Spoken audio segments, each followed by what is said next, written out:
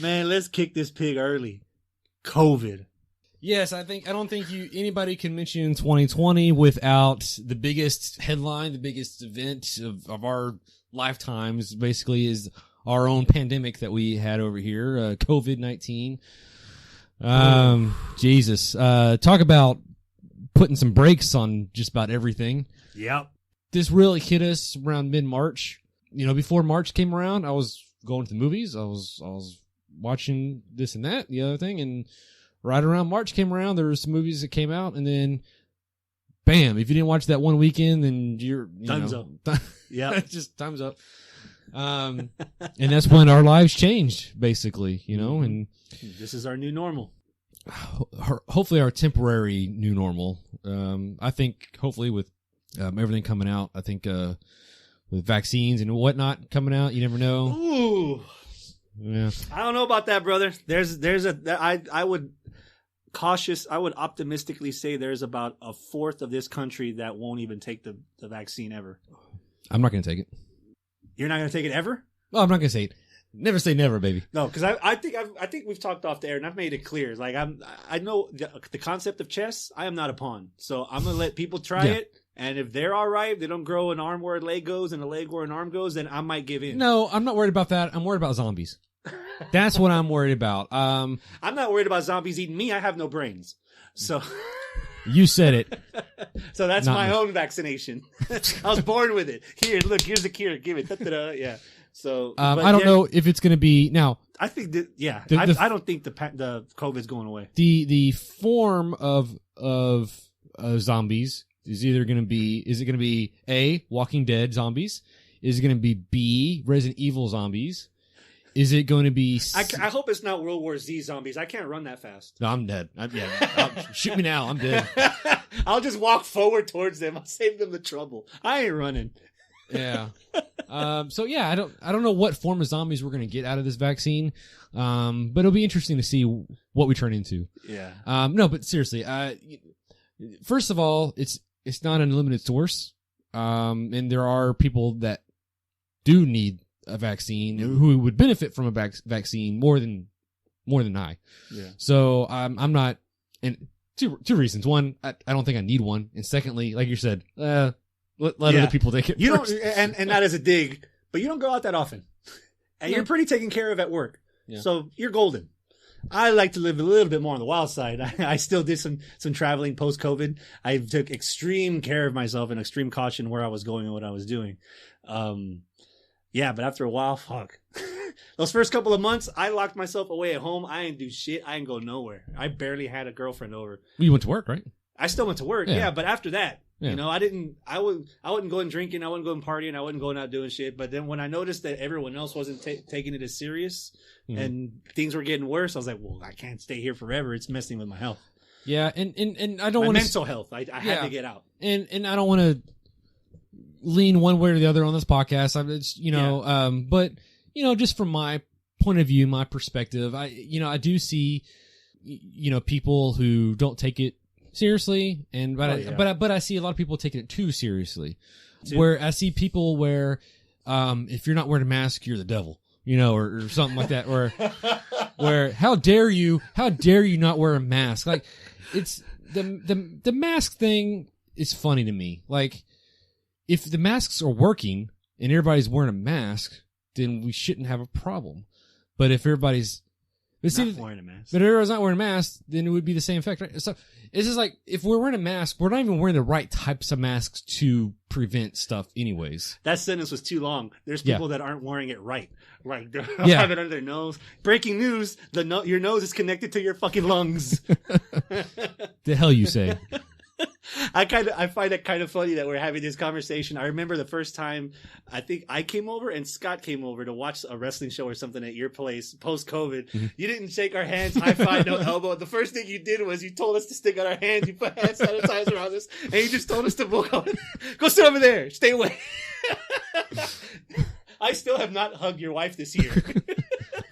She appreciates that. I'm sure she does. Yeah. That was more of a gag that I did, but But yeah, it was somewhat believable Yeah. because again, you don't go out that often. So I figured, like, you don't want that shit coming into your place. yeah. I don't know you. Let go of my purse.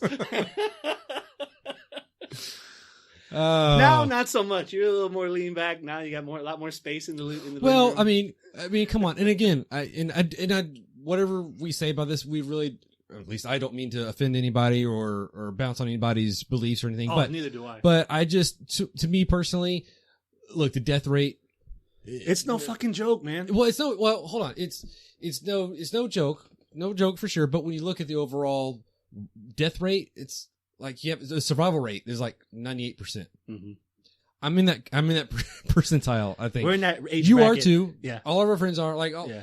And like my only crux is not that I'm saying I had it, but you remember a time last year where I had an upper respiratory infection. I almost died. Like you and Scott had a check up on me on Messenger because I was MIA for like 4 days worrying about me. I've done stupid things to myself, and I've never felt a pain that I did when I was sick then. Right. So if that's what that feels like, I sure as fuck don't want it.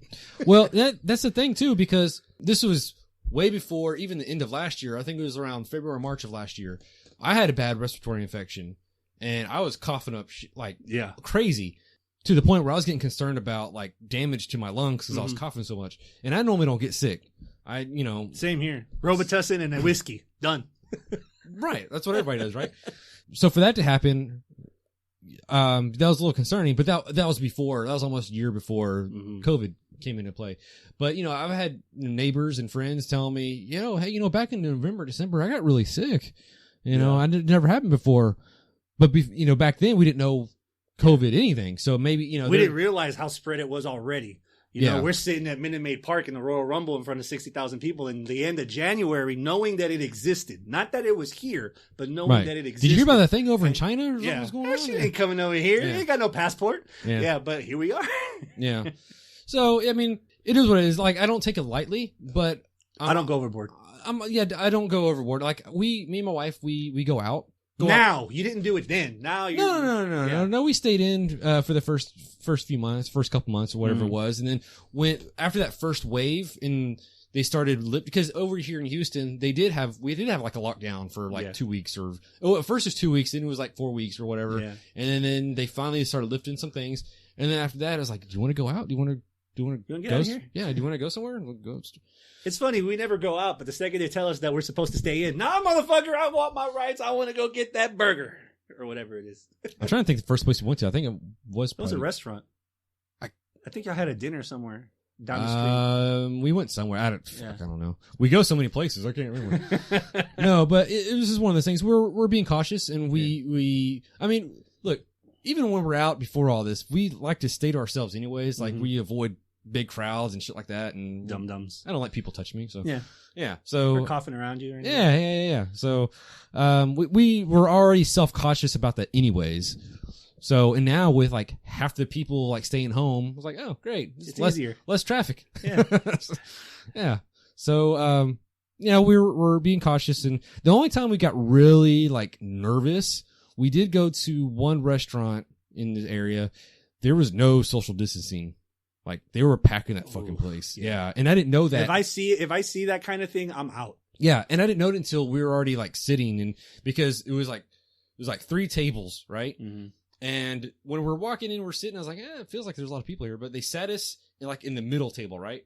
And then like 2 minutes in, we're just like checking the menus or whatever. Then it starts. And they set a table, they set a family of 4 like next to us. And then I was like, oh great, they're next to me. And then like a few minutes later, they sit someone to the right of us next to my wife. And then the worst part, maybe 15, 20 minutes in, you're trying to calm yourself down. It's going to be fine. And then you hear, your ears perk up like Vulcan hearing. And you're like, we're out this motherfucker.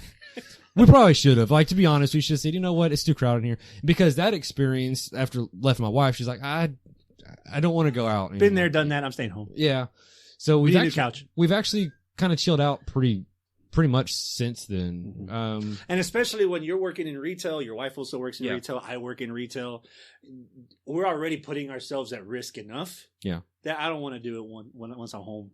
Yeah. If I have the opportunity to be alone, or sneak one person in my bubble for a while. I'm not going to say where, but my wife works at a major retail store and grocery store, and she was frontline. Yeah, in the especially crowds. People are not like all of a sudden 2020 is the year of the app, curbside mobile delivery. Yeah, to drive through to go. Like She works for a really good company, so they were protecting. They've been taking care of their people really good. I'm almost jealous. Yeah, right. They're getting more. She's getting more bonuses than I was. I know, right? and we're surrounded with money. We have combinations to vaults, motherfucker, and we don't get no piece of the pie, not even crumbs, not even the recipe. But I mean, both of us, us, you, my wife, we've been very blessed and fortunate to be in a situation where we kept our jobs and we didn't get furloughed, we didn't get laid off or anything like that. And as of now, we haven't gotten anything.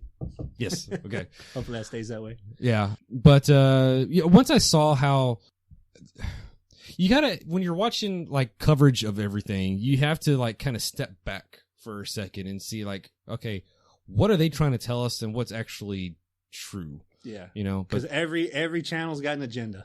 Yeah. And they're going to tell you what they think as opposed to what is out there. But okay, so without getting too off topic with COVID, but that was obviously that just affected us in general. But COVID done wrecked everyone everywhere. Every facet of business, every facet of entertainment, damn near every facet of life has been shaken up like a snow globe, and now we're just surrounded in snow.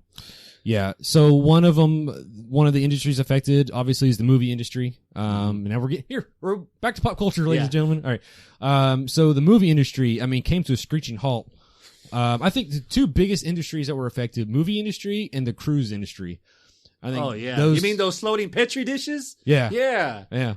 Don't ever get on the Diamond Princess ever.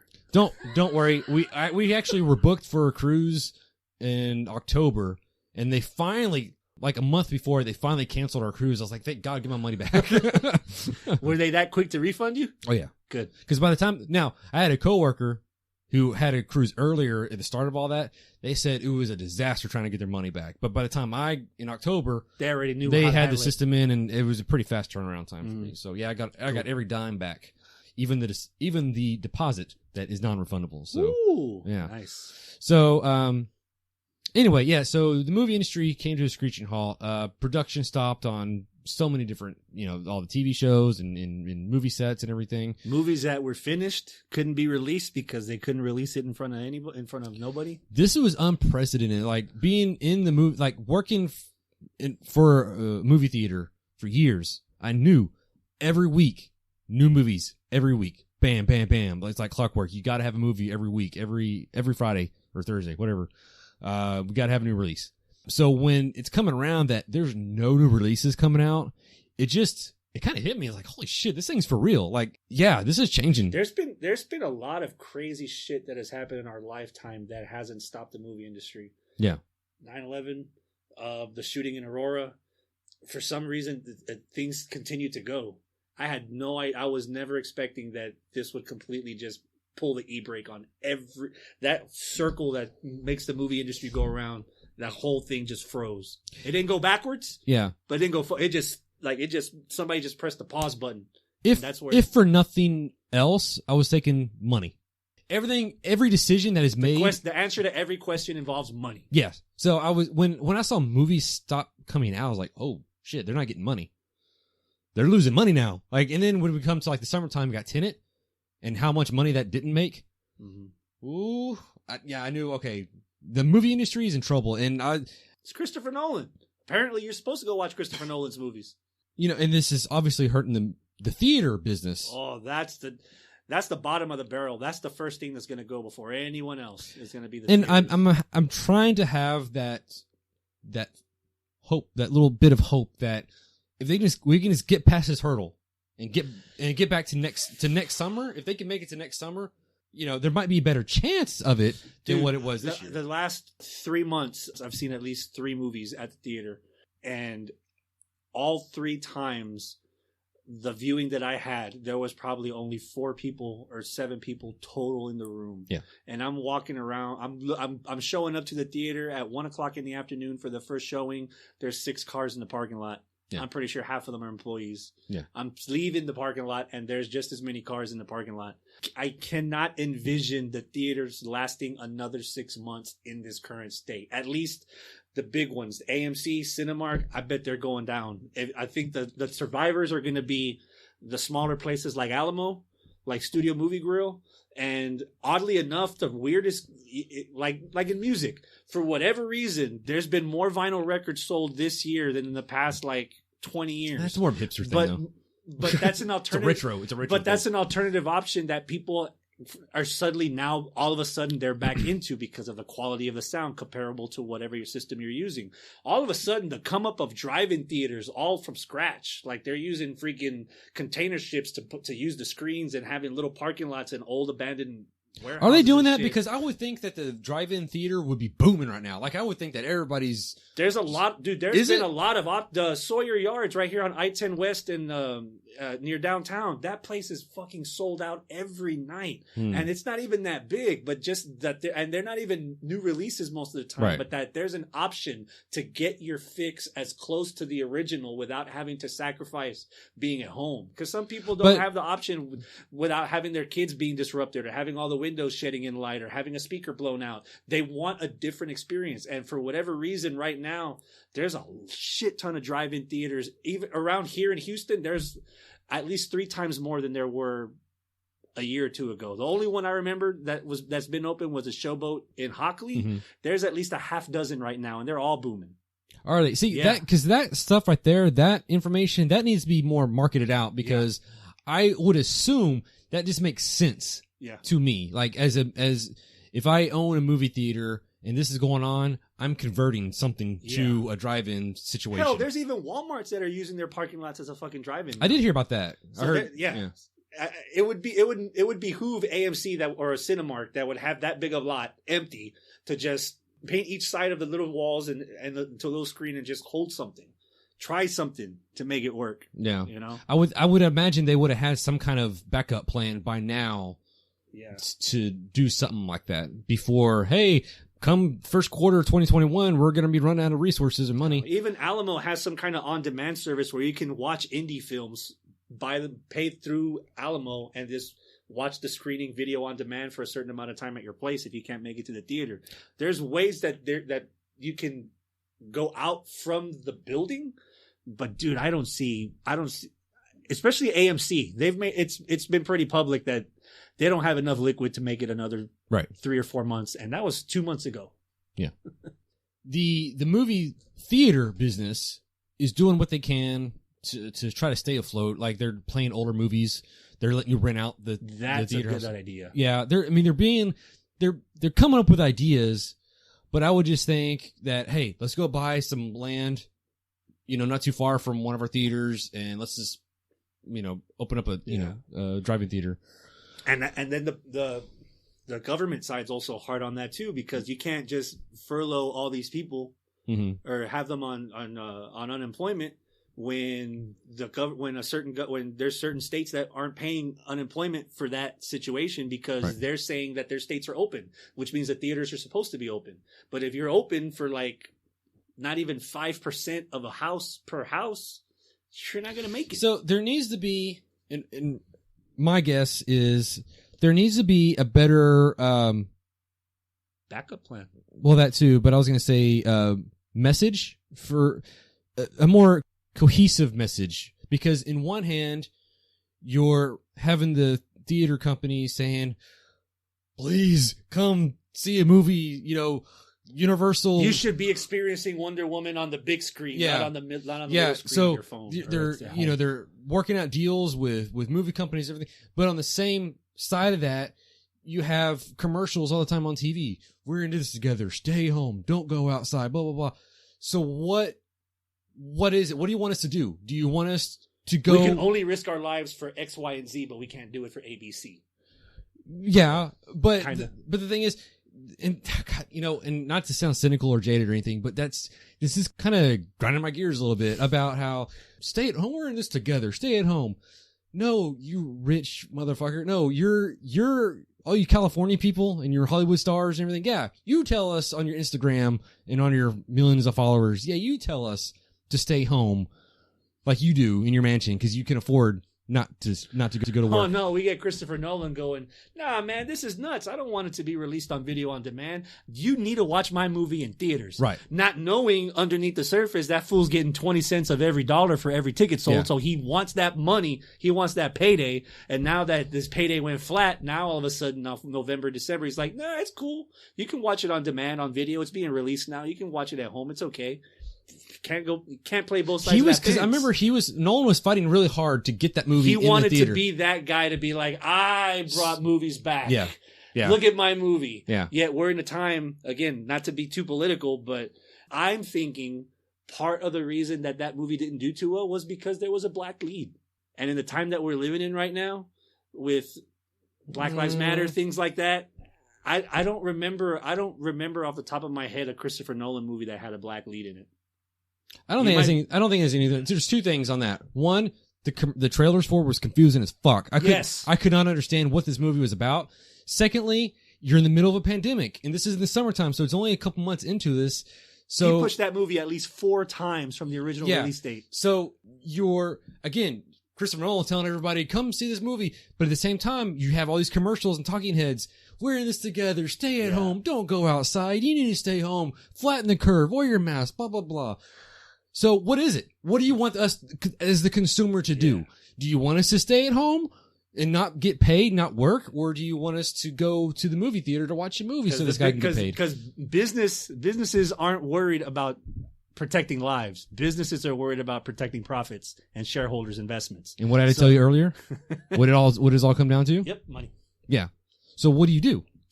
So is DC doing it right by releasing all their movies on the app for the first month? They have the right. They have it in spirit. It's the right way to go. And I was supportive of this move. However, because we're the consumer, it's what benefits us the most. We don't get any risk of pandemic by leaving the doors. We have access to it whenever we want on the first month. Right. We can watch it whenever. Right. If you have stock in Warner Brothers, what are you thinking? As a stockholder, I'm okay with this because I can see the benefit of it. However, what Warner Brothers did not do, tell everyone else. They didn't tell anybody. Tell anybody. They didn't tell the directors. They didn't tell the actors. They didn't tell the other studios. They just said, "Hey, we're just going to announce this. Here's what we're going to do." And these directors found this out on Twitter. Yeah, they found it out the same time we did. Yeah. So naturally, you can understand how they would react to it, and it's actually gone to shit pretty fast. The only thing is, when all this was originally just a Wonder Woman thing. They were just saying, "Hey, you know what? It's Christmas. Wonder Woman. You can watch it. We need to get it out. We've sitting on it for a year already." Yeah, and then they were like, "Okay." They did what's called the Wonder Woman deal, where they gave Gal Gadot and Patty Jenkins. They were what they were doing is they were assuming, okay, this movie is going to come out and make $1 billion, and then we'll base your bonuses on that box office receipt, right? And they went ahead and gave Patty Jenkins and Gal Gadot their bonuses based upon those figures. Mm-hmm. What they did not do is that for any of these other movies that were coming out. Mm-hmm. So not only were these movie directors in studios not getting or not hearing about this, that it's going to be not a theatrical only release, it's going to be streaming service, and they know people are just going to watch it at home. They're not going to go to the theater if they have an opportunity to watch it at home. And secondly, they're not getting that Wonder Woman deal. Yeah. So you could, and because of this, there's, pending lawsuits. There's all kinds of, To Wonder Woman's defense, is Dune the same level of franchise as DC Comics Wonder Woman? No. Is Mortal Kombat the same franchise worth as DC Wonder Woman? That's a trick question. No, probably not. What else is on the pipeline?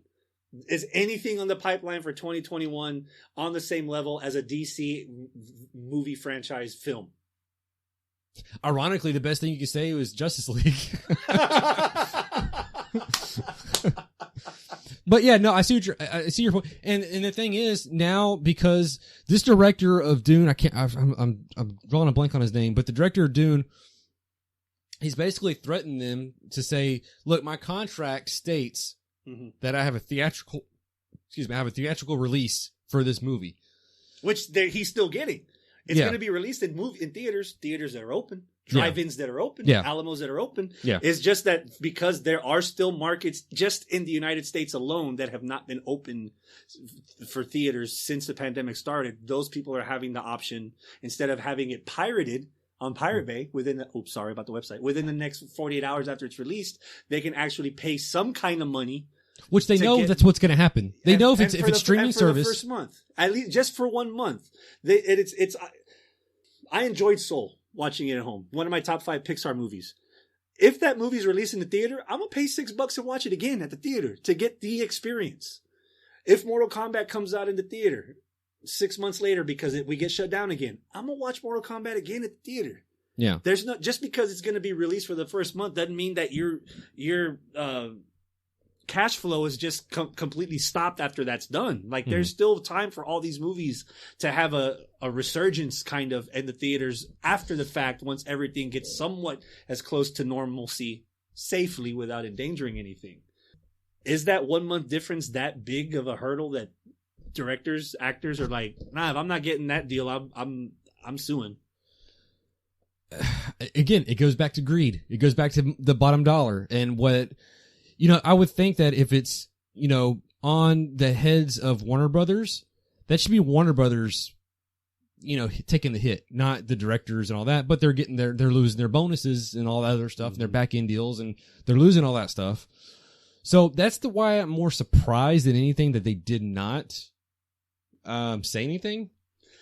I have this weird thought that it's 2021. Either Disney or Warner Brothers are going to buy up some shares or some locations of closed out AMCs or Cinemarks, and they're going to have their own theaters. Well, that was a rumor. I thought I heard somewhere at some point that it could be a situation where Disney just creates their own movie theater. Yeah. They have the money for it, obviously, and that would take care of a lot of problems. And not just for COVID, but just going forward. If they have their own movie theater, there's no more middleman. There's no more paying out anybody else. They're getting all profit, just like how, Mulan was a test run. Everybody that paid $30, hey, that's all their money. That's all their money. No middleman. It's all them. Mm-hmm. So I'm kind of surprised we haven't heard anything about Disney specifically, either not buying out a movie theater company or Amazon. Yeah. But I'm just kind of surprised that hasn't happened yet.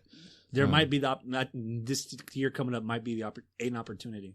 So, that was kind of a big deal with Warner Brothers and that deal that they released. I did an episode earlier in the summertime about Universal, the Universal deal, and AMC, the big hoo-ha about that. It was just Universal said, well, we're going to release our movies the same day. Video on demand. Because remember, the start of COVID, it was same release day, but it was like $20 a movie or something. You could rent it for $19.99, but you didn't get to keep it. It was just a rental. I would go on iTunes every week. Hey, Bloodshot, it's $20 if you want to rent it. Then, or you could wait 3 months when Bloodshot's $20 to buy, and then 2 months after that, Bloodshot was on sale for $9.99. Yeah, or just go to Redbox. Yeah, or go to Redbox. Yeah. So I think you don't really hear about those 1999 releases anymore on the same day. Now it's all streaming, right? There's still, even as of a couple of years ago, there were some, I want to say independent or low budget films that did offer that service of it's going to be in the theater, but it would be like in an indie film theater. And it's also going to be on like pay-per-view with your cable box. So you can either pay the $6 to watch it at the theater, or you could pay the $9 and watch it on your cable subscription, on your cable provider. But, I think the Trolls World Tour opened up a lot of execs' eyes because that movie was not expected to make what it made. It made $100 million. Yeah. In the first month or the first 2 or 3 weeks, just on video on demand, no theatrical release whatsoever. But that was the start of everything, and people were hungry for anything. Yeah, and they got it with that movie. So,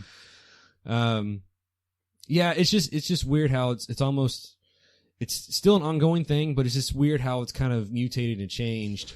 It's going to be hard because as of now, it's not changing my intake of entertainment. I'm not gonna pay $20 or $30 to rent a movie. I'm not. I'm not. It's just, I'm even on a date, on a matinee. $12. You know, and look, I can't get to keep it. It's the same digital file. It's the same way I use iTunes all the time. I just, there's no credit. Like I can't get $10 off if I want to buy it later or anything. Like I'm not, so I'm not falling for whatever new options I'm getting. So the movie industry is going to have to find another, the movie industry is going to have to understand that for the time being, don't expect blockbuster sales from blockbuster movies, because that's not going to happen.